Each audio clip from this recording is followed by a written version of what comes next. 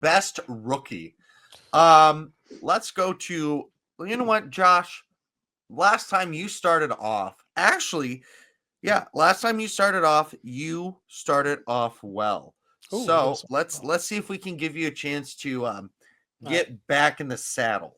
All right. It's all tied up 1-1 right now. I had to let these guys get up, on the board. So let's get to the rookie of the year. And I picked Brian Thomas Jr. from the Jacksonville Jaguars. Um, he was excellent this year. Like, let's be honest. The very first game, he played the Miami Dolphins. And I'm sitting there at the Plaza Sportsbook with Dirtbag Dave. And I look over because they got TVs everywhere, of course. And then I look over and Brian Thomas Jr. is talking trash to, is that Jalen Ramsey? Did he just catch a touchdown over Jalen Ramsey in his first game ever and talk trash to him? Oh my God, this is my dog right here. This is my dude right here. So Brian Thomas Jr., of course, led all rookies, even over Brock Bowers, which that was excellent. 1,200 yards. He is now 1, 2, 3, 4, fifth all time in Jacksonville Jaguars season history of receiving yards. Now you're like, oh, who's that? Who cares? Jacksonville doesn't have any receivers. Did you forget about Jimmy Smith? He pretty much owns the entire leaderboard for the Jaguars in receiving yards. So it's pretty good to be on that list with someone like Jimmy Smith, who's a stud. Just a complete stud. And you're like, oh, this guy didn't have a quarterback. It didn't matter. Mac Daddy Jones was throwing in the ball at the end of the season. He had Trevor Lawrence, who kind of was in and out, didn't care. This offense was a mess. Travis Etienne was a disaster. That whole organization was a complete dumpster fire.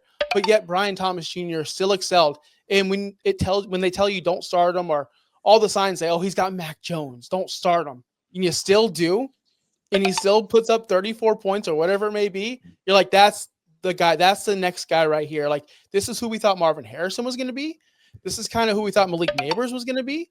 And trust me, Neighbors is still a stud. Like, I'm not discounting him, but Brian Thomas, because he played every game and because he was consistent and just didn't have a big boom week here and there, he was consistent throughout the year.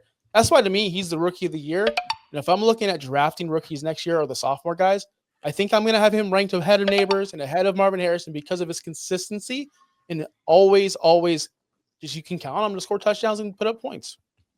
So this sound right here is for the rest of the Jacksonville organization. Okay. Yes. Dave, let's hear you. All right, who do I got? It's Daniels. I don't want to pick a quarterback but they took the other two. The other two guys are honestly the better players. I thought about Neighbors because he was awesome too. But Jayden Daniels is amazing. I forget where he finished. I think QB 4 or 5. I know he was up there. And you probably got him off the waivers or super late in your draft. So that helped. What do you mean no? Yes, you did. Jayden Daniels' ADP was quarterback 12. Okay, don't worry, so you got him as the last QB1 in fantasy football in the draft. That's so better than waiver wire. I mean, that's super late. And he finishes like QB5. He was awesome. I had him. I don't really like to say the quarterback is the fantasy MVPs. I think, Brian Thomas was great, but obviously Bowers was amazing.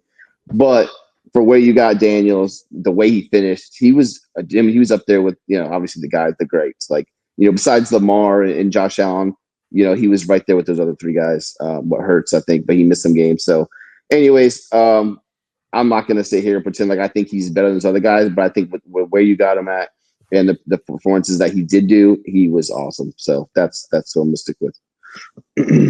Okay. And let's go and hear you out on this, Justin. I'm going to start with, I loved Brian Thomas Jr. This season. As a Colts fan, it hurt me that he was so good. Jayden Daniels is probably my favorite rookie in the entire NFL, and made me a Commanders fan in the playoffs. In fact, same. If you had him in the playoffs, you probably won. 23.6, 36.4, 32.7 in the final 3 weeks of the playoffs. That's hard. Now, I don't know why I'm fighting for Dave's candidate. Because I have Brock Bowers, who is the rookie of the year. Like, that's for fighting for your opponent. He is the best rookie fantasy option. We're talking about the tight end 1 of the season. Nobody thought he was going to be tight end 1 of the season. In fact, when he got drafted to the Raiders, I remember everybody going, "Oh no, yeah, oh no, not Brock." That just ruined them. That's awful. Michael Mayer just did great last season.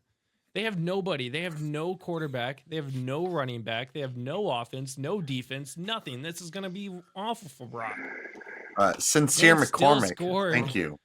the man still got over 1,100 yards. He was 6 yards from 1,200. He only had 5 touchdowns, 112 receptions. He was targeted 153 times. Finishes tight end 1 on the season with 262.7 points. Man killed it. He's probably the most consistent all season long. And he killed it. He absolutely killed it. And it's so weird. Like, the tight end position was so bad. Like, there were weeks that he did not have a spectacular week like you expect him to have. But then he follows it up with the 20-point game and the most important weeks of the season too. So Brock Bowers is probably going to be the rookie. Well, he's definitely a rookie of the year candidate. I think honestly, all 3 of these in the NFL are rookie of the year candidates. But fantasy wise, like, I get Jayden Daniels, QB5, Brian Thomas Jr. I don't even know where he finished. He was in the top 5, I believe. I think he was like 7. Oh, Brock Bowers was it 7? Somewhere around there. I don't think he was top 5, but he was close. Top 10. Yeah, Ahead of he was Daniels. top 10. I was surprised when I saw how high he was. Can't type Okay. in. Wide receiver 4. That's what I said. Dang, right? really? He Yeah. was 4? I did my research, Dave. God, look at that's He crazy. had a killer into the season Yeah. Oh, yeah. with Mac Jones. Yes. I obviously it is hard to choose between these 3 because they're all viable candidates. But I have I think a little part of my heart is now unfortunately in the state of Florida with BTJ. And so I'm gonna give this one to Josh. Okay. There was just something. I just sat there and I went, an LSU receiver that's slipping in the draft a little too far than he should. It reminded me of Justin Jefferson. It reminded me of the dominance that he just came out with. And I just, BTJ has just gone with that.